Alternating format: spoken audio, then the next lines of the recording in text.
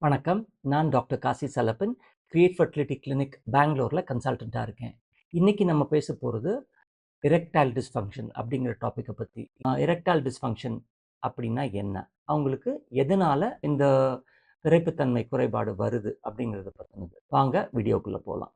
இப்ப எரெக்டைல் டிஸ்ஃபங்ஷன் அப்படின்னா என்ன? அப்படின்னு பார்த்தோம்னா, அவங்களுக்கு எரெக்ஷன் ஆகாது. அப்படி ஆச்சுன்னாலும் அவங்களால எரெக்ஷனை ரொம்ப நேரமா மெயின்டைன் பண்ண முடியாது. இதுதான் அவங்களோட பிரச்சனையா இருக்கும். ஒரு சிலருக்கு காலையில எந்திரிக்கையில பீனஸ் எரெக்டா இருக்கும். ஆனா அவங்களுக்கு செக்ஸ் வச்சுக்கணும் அப்படிங்கையில எரெக்ஷன் வர்றதுக்கு கஷ்டமா இருக்கும்.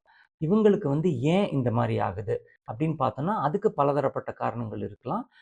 இன்னும் ஒரு சிலருக்கு செக்ஸுக்கான அந்த இன்ட்ரெஸ்டே ரொம்ப கம்மியா இருக்கலாம். அதனால கூட எரெக்டைல் டிஸ்ஃபங்ஷன் வரலாம். இப்ப நம்ம எரெக்டைல் டிஸ்ஃபங்ஷனுக்கான முக்கிய காரணங்கள் என்ன அப்படின்னு பார்க்கலாம்.